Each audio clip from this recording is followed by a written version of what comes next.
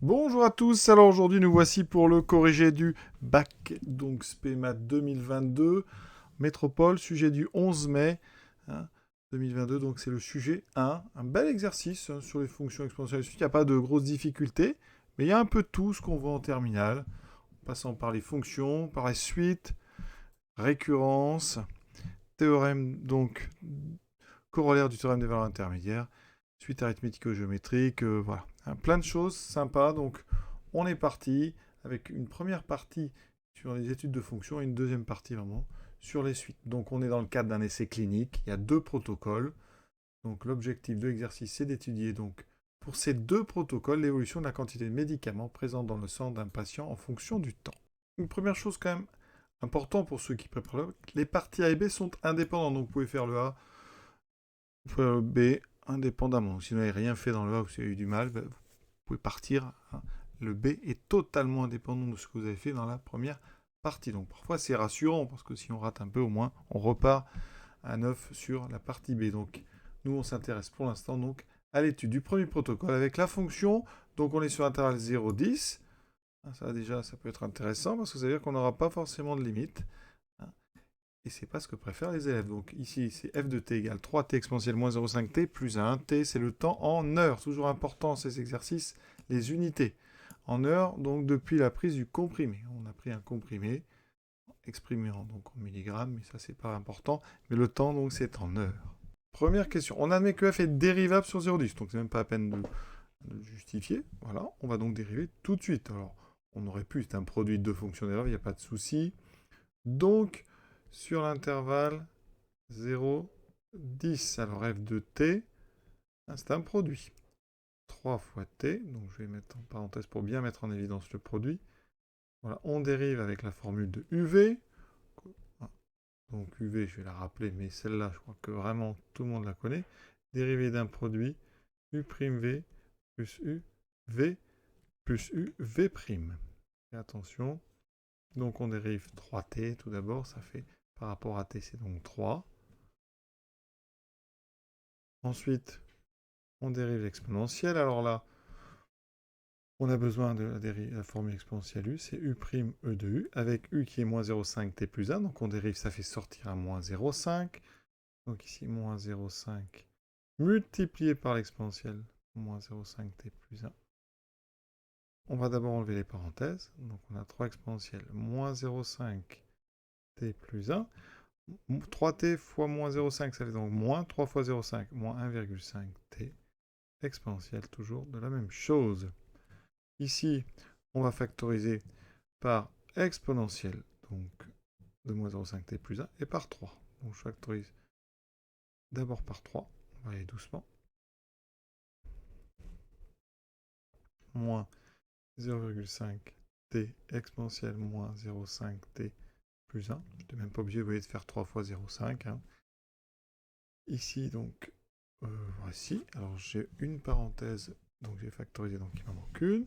Et ensuite, je factorise par exponentielle dans la parenthèse, puisque j'ai deux fois le même facteur. Donc ça me fait ici 1 moins 0,5t, alors qu'on va écrire comme E, moins 0,5t plus 1, exponentielle moins 0,5t plus 1. Donc c'est ce qu'il fallait démontrer hein, sur 0t, sur 0,10.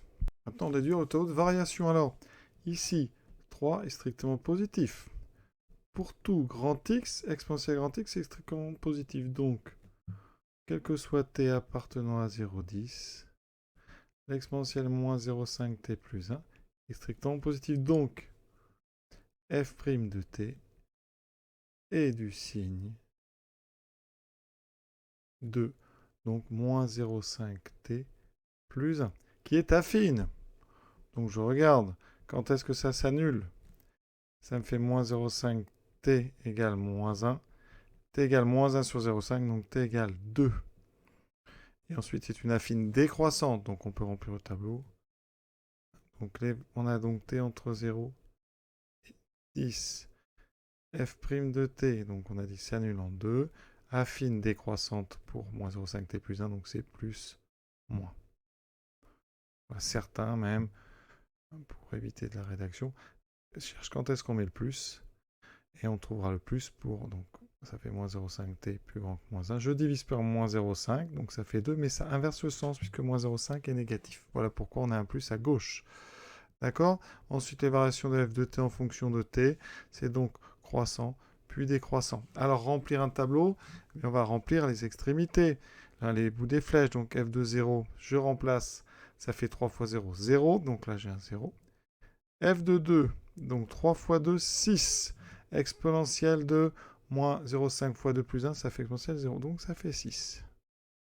Et il me restera f de 10. 3 fois 10, 30. Exponentielle. Alors, 10 fois 0,5, ça fait moins 5 plus 1. C'est 30 exposant. Enfin, e moins 4. Donc, je note ça ici. Hein, ou alors, on peut écrire ça 30 sur e puissance 4. Comme vous voulez, je vais mettre le moins 4, ça rentre plus facilement. Question C. Selon cette modélisation, au bout de combien de temps la quantité de médicaments est-elle maximale? Quelle est alors cette quantité? Donc, on regarde le tableau. Donc, F admet un maximum donc qui est 6 pour t égale 2. Donc, t égale 2 correspond, comme on est en heure, à 2 heures. D'accord? Et donc, et 6 correspond à 6 mg. Donc, quantité max 6 mg au bout de 2 heures. Voilà. On continue donc. Deuxième question. Petit a. La question est classique. On vous dit, montrer que l'équation f de t égale 5 admet une unique solution sur 0,2, notée alpha, dont on donnera une valeur rapprochée. C'est la calculatrice qui nous permettra de faire ça. Par contre, unicité d'une solution, c'est l'affaire du corollaire du TVI, ou alors autrement appelé théorème de la bijection. Donc pour ça, on va donc travailler sur 0,2. Hein, alors sur 0,2, on peut refaire un tableau rapide. Hein. Sur 0,2, on est comme ceci. On va de 0 à 6 avec une fonction f qui est strictement croissante. Donc sur 0,2, f est continue parce qu'on nous a dit qu'elle était dérivable. Sur 0,2, f est strictement croissante. Ensuite, on veut résoudre f de x, enfin f de t égale 5. Et 5, ça appartient donc à donc f de 0, f de 2. C'est-à-dire ça appartient à 5 appartient à l'intervalle 0,6. Donc on a tout ce qu'il faut. D'après le théorème donc, de la bijection, autrement appelé corollaire du théorème des valeurs intermédiaires, certains disent plus généralement théorème des valeurs intermédiaires, TVI, eh bien l'équation f de t égale 5 admet sur l'intervalle 0,2 une unique solution qu'on va appeler donc alpha. Et grâce à la calculatrice, on va trouver une valeur approchée d'alpha à 10 moins 2. Donc ici une calculatrice, vous rentrez l'expression, vous tracez la courbe. Alors il me la faut sur 0,10. Donc ici, je règle la fenêtre. Donc moi je suis de 0 à 10. Ça on le fait en général au début de l'exercice. Vu notre tableau, on va aller en minimum 0. Et en maximum, on va aller à 6. Voilà donc ma courbe. Moi je cherche quand est-ce qu'on est à 5, vous voyez, à deux endroits. Et entre 0 et 2, c'est celui-là qui m'intéresse. Donc je vais aller dans le graphique solver. Je mets ici, donc je vais un petit peu plus loin. Je vais mettre y cal, voilà. Alors ça, c'est pour calculer des valeurs de x. Donc, pour donner des valeurs de x, ils vous donneront les y. Moi, je vais plutôt aller dans l'autre, c'est-à-dire x calcul. Je cherche un x, donc je rentre ici y égale 5. Vous voyez que j'ai la première valeur, 1,022. Donc, à 10 moins 2, ça fait 1,02. Et pour l'autre, ça fera 3,46. Alors, ça tombe bien, parce que 3,46, c'est ce qu'on nous annonce juste après. Donc, on est pas mal du tout. Donc, ici, vous dites à la machine, ou à la calculatrice, on trouve alpha à peu près 1,02. Et effectivement, l'autre, c'est bien 3,46 à peu près. Donc là, je vais rajouter dans le tableau. Ici, on a alpha. Et là, ça fera 5. Et là, on a bêta. Ça fera aussi 5. Question suivante. Maintenant, on considère que le traitement est efficace quand la quantité est supérieure ou égale à 5 mg. Donc, qu'est-ce qu'on peut dire d'après ce qu'on vient de faire, hein? D'après les variations de t. Ici, f de t supérieur ou égal à 5, ça équivaut à quoi? Eh bien, ça équivaut à t appartient à l'intervalle alpha, bêta, d'accord, avec les variations qu'on a devant nous. Donc, eh bien, on va mesurer la distance entre alpha et bêta. Donc, on calcule ce qu'on appelle le diamètre de cet intervalle, bêta moins alpha, c'est-à-dire 3,46 moins 1,02, donc ça fait 2,44. Hein, attention, c'est 2,44 heures. Donc, 2,44 heures qu'on va convertir en minutes. Hein. Alors, on a déjà ici, bon, on a 2 heures et 44% d'une heure. Donc, ce qu'on peut faire, on multiplie ça par 60. On obtient 146,4. Hein. Donc, arrondi à minutes, 146 minutes. Donc, 2 heures et 26 minutes. Alors, si je mets H, il faut que je mette minutes, hein, ici, comme ceci. Donc 2 heures et 26 minutes, hein, d'efficacité du médicament. Donc 2 heures et 26 minutes d'efficacité. Pour ceux qui ont une Texas rapidement, vous mettez 3x exponentielle, donc la fonction. Ici, vous mettez 5. Hein, vous allez sur le graphe. Et ça trace, il vous faut repérer les intersections entre les deux courbes. Donc vous allez dans le mode calcul ici. Et vous allez chercher intersection. Voilà. Et vous allez, donc ici, hein, je vais vous déplacer si vous cherchez la première intersection. Donc vous indiquez donc, la première fonction qui vous intéresse. Alors, je vais déjà mettre bien avant. Donc ici, donc la première fonction c'est la bleue, ensuite c'est la rouge. Pour initial, je rappuie et vous voyez 1,022. Donc c'est parfait. Sur NumWorks, alors j'ai rentré l'expression, hein, bien sûr. Ensuite, eh bien là, on va aller tracer le graphique. Regardez un petit peu à quoi ça ressemble. Voilà, nous on cherche les valeurs qui... l'endroit où ça vaut 5. Eh bien là, vous allez les chercher donc un peu plus haut, dans calcul. Voilà. Calculer. Et ici, on fait antécédent. Voilà. Et vous mettez y égale 5. Voilà. Et donc, vous avez un premier antécédent 1,022. Vous voyez ce qu'on a trouvé. Et le deuxième, 3,46. C'est très très rapide aussi sur NumWorks. Vraiment très pratique. Partie B, on attaque maintenant les suites. On oublie tout ce qu'on vient de faire. Le deuxième protocole consiste à injecter, donc, par une piqûre intraveineuse, donc on injecte une dose de 2 mg de médicament. Et on réinjecte toutes les 2 heures une dose de 1,8 mg. Alors les suppositions, on suppose que le médicament se diffuse instantanément, donc dès que vous mettez 2 mg, il y a 2 mg partout, et qu'il est progressivement éliminé. Quand une heure s'est écoulée après une injection, la quantité de médicament dans le sang a diminué de 30% par rapport à la quantité présente immédiatement après l'injection. D'accord ? Donc, si on avait par exemple 2 mg, eh bien une heure après, on a perdu 30% de ces 2 mg. Donc on modélise ceci avec une suite, où n, c'est donc l'injection à la nème heure, donc à la 0e, on va dire, si on peut dire comme ça, on a eu 0. D'accord ? Et après, U1, ça sera donc au bout d'une heure, U2 au bout de 2 heures, etc. D'accord ? Calculer selon cette modélisation la quantité U1, donc en milligrammes présent, après l'injection de la première heure.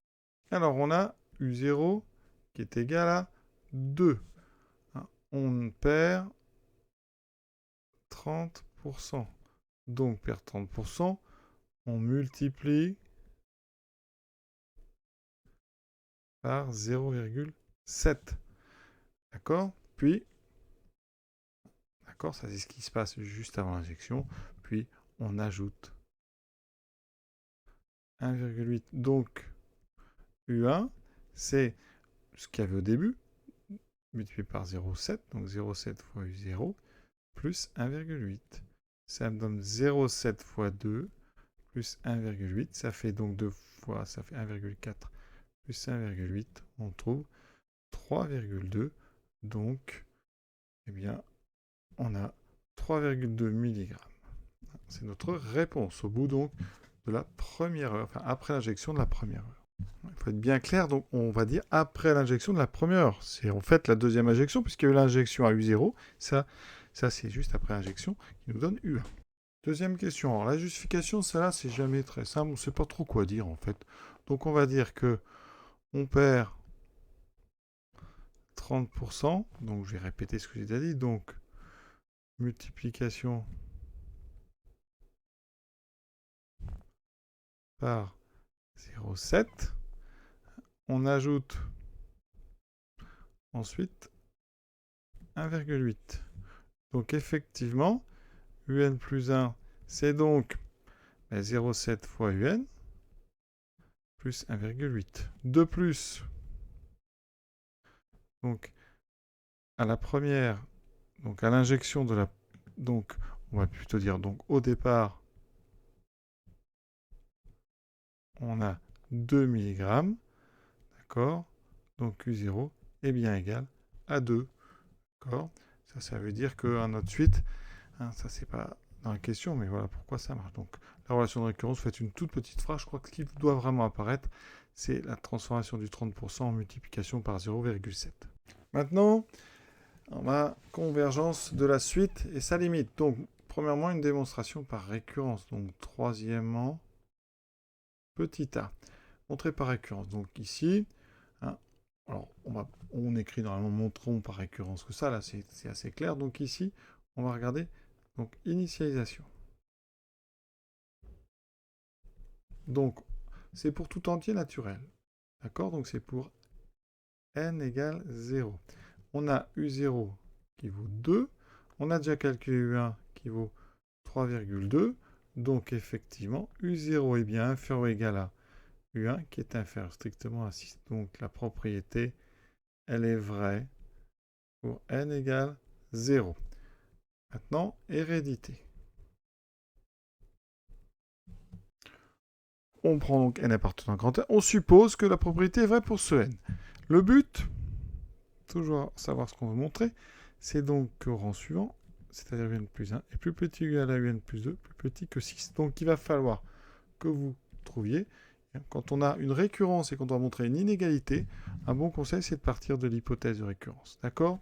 Donc je vais la réécrire et on va essayer de transformer pour faire apparaître, donc ici l'un plus 1 à gauche. Alors rappelez-vous, un plus 1 c'est 0,7 un plus 1,8. Donc si je pars du n, il faut d'abord que je multiplie par 0,7, qui est strictement positif. Donc ça ne change pas le sens. On obtient ceci. Ça ne change pas les symboles d'ordre. Et on fait 0,7 fois 6, donc ça fait 4,2. Et maintenant, étape suivante, on rajoute 1,8. Ça ne change pas l'ordre. À gauche, j'ai 0,7 un plus 1,8. Entre les deux, 0,7 un plus 1 plus 1,8. Et ici, 4,2 plus 1,8, ça fait 6. Et donc, regardez, ici, j'ai un plus 1. Ici, inférieur ou égal à un plus 2. Hein, parce que si un plus 1, c'est ça, eh bien, au rang suivant, un plus 2, c'est 0,7 un plus 1 plus 1,8. Et là, oui, plus petit que 6. Donc, l'hérédité, elle est vérifiée. Et cette conclusion, on la soigne, hein, c'est toujours la même. La propriété est vraie pour n égale 0. Elle est héréditaire. Elle est donc vraie pour tout n appartenant à grand N. Et là, ça va un petit peu s'accélérer parce que ici, c'est du grand classique. Hein, on a dit que pour tout n, un est plus petit que un plus 1. Donc, ça veut dire que ma suite, eh bien, elle est croissante. D'accord? Ensuite, pour tout appartenant à n, on a un qui est strictement plus petit que 6. Donc, un est majoré. On n'a même pas besoin de préciser par 6, elle est majorée. Conclusion qu'on appelle le théorème de convergence monotone, que vous n'êtes pas obligé de citer forcément. Hein. D'accord? On a donc un qui est une suite croissante et majorée. Donc un, elle est convergente. Donc un converge. D'accord? Et on appelle sa limite L. Hein. Quand on converge, c'est qu'on a une limite finie. Ici, on va l'appeler L. Hein. Limite de un égale L. avec donc L appartenant à R. Attention, L n'est pas forcément le majorant, d'accord? Hein? Donc, pour trouver la limite, on a besoin d'un autre théorème. Alors, il y a plusieurs noms. Certains appellent le terme de convergence ou terme du point fixe. Hein? Dans le programme de terminal, c'est juste image d'une suite par une fonction continue. Et donc, ici, on va dire que pour tout important, UN, c'est f de UN, avec ici f de x, qui est très simple. Alors, je ne vais peut-être pas prendre f, parce que c'était déjà pris dans la première partie. Hein? Vous croyez qu'il y a un lien. On va appeler ça g, avec g de x, qui est tout simplement 0,7x plus 1,8. Cette fonction g, elle est continue. D'accord? Partout. Hein. Donc, quand on passe à la limite de n plus 1, c'est L. Et ici, la limite de g de un, mais ça sera g fois la limite du... Enfin, g qu'on prend en limite du n, donc g de L. Donc L égale g de L. Voilà pourquoi ça s'appelle un point fixe. Hein. L est sa propre image par la fonction g. Voilà. Pour ceux qui n'ont pas utilisé de fonction continue, on peut faire autrement. Hein, parce qu'ici, hein, les manipulations qu'on fait sur le membre de droite, donc 0,7 un plus 1,8, il n'y a pas de problème, c'est multiplication et addition. On pourrait par exemple dire un plus 1 égale 0,7 un plus 1,8. Hein. Limite, quand n tend vers plus l'infini de un plus 1, donc ça c'est la même que un. D'accord? Le n plus 1 ne fait que décaler. Ensuite, par des manipulations d'addition et de multiplication, on peut admettre que 0,7 un plus 1,8, ça tend vers 0,7 fois L plus 1,8. D'accord? Et donc, on obtient L égale 0,7 L plus 1,8. Ça, dans les cas simples, on peut se permettre si c'est des fonctions, par exemple, affines. Hein. Et maintenant, on va résoudre cette équation pour trouver les valeurs, la solution. Donc ici, on résout, on met 0,7 L à gauche par soustraction. Ça me fait 0,3 L égale 1,8. Donc, L égale 6.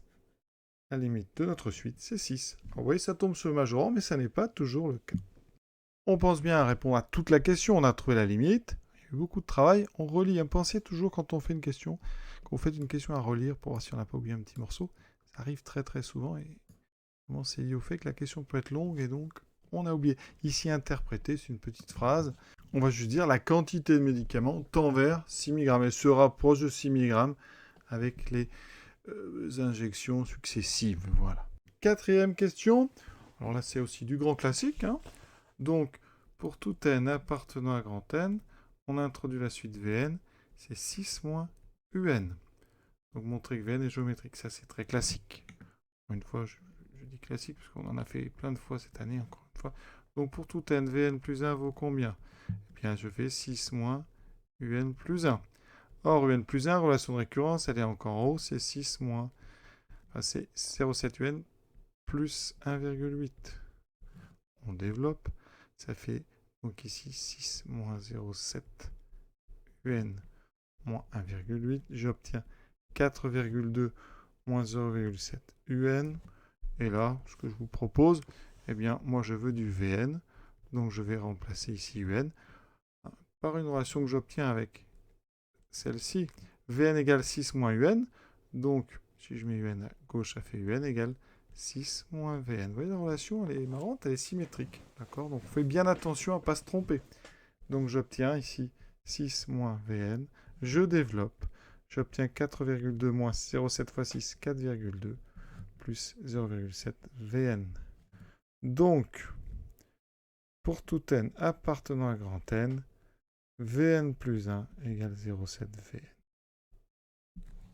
Et ça, c'est caractéristique des suites géométriques, donc Vn est géométrique de raison Q égale 0,7. J'appelle Q, comme ça on va pouvoir utiliser les formules que vous connaissez par cœur. Question B, donc expression de Vn. Donc, puisqu'elle est géométrique de raison Q égale 0,7, pour tout n, Vn c'est donc, alors ici on a un V0, V0 fois Q puissance n, avec V0 qui est 6 moins U0. Ça, c'est ce qui définit Vn. Vous voyez, mais je prends n égale 0. U0, on a dit que c'était 2. Donc, ça fait 4. Conclusion, j'ai 4 fois Q puissance n, 4 fois 0,7 puissance n. Ça, c'est donc que vous compreniez, Vn en fonction de n. Puis maintenant, il me faut Un en fonction de n. Or, Un, c'est 6 moins Vn. Donc, pour tout n, Un, c'est 6 moins 4 fois 0,7 puissance n. Cette question est terminée. Alors, on aurait pu vous dire, voir si on retrouve la limite. Effectivement, on ne s'est pas demandé, mais 0,7 donc, est entre moins 1 et 1. Donc, 0,7 puissance n tend vers 0 quand n tend vers plus l'infini. Et donc, vous voyez bien que n tend bien vers 6. Dernière question. Enfin, avec ce protocole, on arrête les injections lorsque la quantité est supérieure ou égale à 5,5 mg. Déterminer le nombre d'injections réalisées en appliquant ce protocole. Donc, on s'arrête quand donc UN donc, est supérieur ou égal à 5,5. Donc, je vais résoudre UN supérieur à 5,5. Donc, on résout. Donc, 6 moins 4 fois 0,7 puissance n égale, plus grand ou égal à 5,5. Donc, c'est très classique, ça. On va se débarrasser du 6. On enlève 6 des deux côtés. Ça fait moins 0,5. On divise par moins 4, qui est négatif. Donc, j'aurai moins 0,5 sur moins 4 qui fait donc 0,125. Les deux moins s'annulent. Mais par contre, comme moins 4 est négatif, ça fait inférieur ou égal. Ensuite, on passe au logarithme. Tout est ici positif. Donc, on a n ln de 0,7 qui est inférieur à ln de 0,125. Alors, quand on utilise le logarithme ici, on précise ln est strictement croissant sur donc 0 plus l'infini. Voilà pourquoi il faut bien regarder qu'on ait des nombres positifs. Ensuite, donc tout ça, évidemment, c'est des équivalences. Donc ça, c'est équivalent. Alors, il faut diviser par ln de 0,7. Mais ln de 0,7, c'est un nombre strictement négatif parce que 0,7 est plus petit que 1, donc son logarithme est plus petit que 1. Donc ici, à droite, j'aurai 0,125 sur ln de 0,7, mais le sens a encore changé une nouvelle fois parce qu'on a divisé donc par un négatif. Maintenant, il faut la calculatrice qui m'a dit que ça fait à peu près 5,8. Donc, comme ici, n est entier, on doit prendre le premier entier supérieur ou égal à 5,83, donc n est supérieur ou égal à 6. Alors, combien on fait d'injections quand n est égal à 6? Alors maintenant, la vraie question, c'est combien d'injections? Parce que certains vont répondre 6. La réponse, pour moi, c'est 7. Et je vais vous expliquer pourquoi. Alors, j'ai surligné ici quelque chose de très important qui nous dit que la quantité de médicaments, elle est mesurée immédiatement après. D'accord? Et ici, je vous ai calculé U5 et U6 pour montrer que U6, c'est 5,53. Et on sait que U6, d'après le texte, c'est la quantité après l'injection de la 6e heure. Et donc, c'est après cette injection qu'on va se rendre compte qu'on a dépassé 5,50. On ne peut pas s'en rendre compte avant puisqu'on ne fait pas le prélèvement. L'estimation précédente, elle était à la 5e heure, après la 5e, après donc U5. Donc, ça veut dire qu'après la 5e heure, on est à 5,32, donc on ne s'arrête pas encore, puisqu'on n'a pas encore dépassé 5,50. C'est après la 6e heure qu'on s'aperçoit qu'on est à 52, et donc on doit s'arrêter. Donc, notre n supérieur ou égal à 6, il veut dire que c'est à n égale 6 qu'on se rend compte qu'on a dépassé 5,5. Et donc, il faut 7 injections. La première est celle de chacune des 6 premières heures, d'accord? 7 injections qui correspondent à U0, U1, U2, U3, U4, U5 et U6. Donc, la première injection, donc, au départ, quand on met 2 mg, ensuite une à la première, une à la deuxième, etc. jusqu'à la 6e, donc il y a bien 7 injections. Alors après, je pense sincèrement que les candidats qui vont répondre 6 injections auront tous les points, parce que c'est un petit peu ambigu, on va dire. C'est pas évident d'ailleurs à expliquer, mais il fallait vraiment aller calculer U6 pour se rendre compte que U6, c'est là qu'on passe en fait 5,5, et que U6 est mesuré, en fait, et c'est là que c'est important vraiment, après l'injection. Et donc, on fait l'injection de la 6e heure quand on a atteint U6 et qu'on a dépassé 5,52. Voilà, cet exercice donc est terminé. Voilà, j'espère évidemment que ça vous a plu, que ça vous a permis un petit peu de clarifier tout ça. Voilà, je vous souhaite une bonne fin de journée à tous et à bientôt.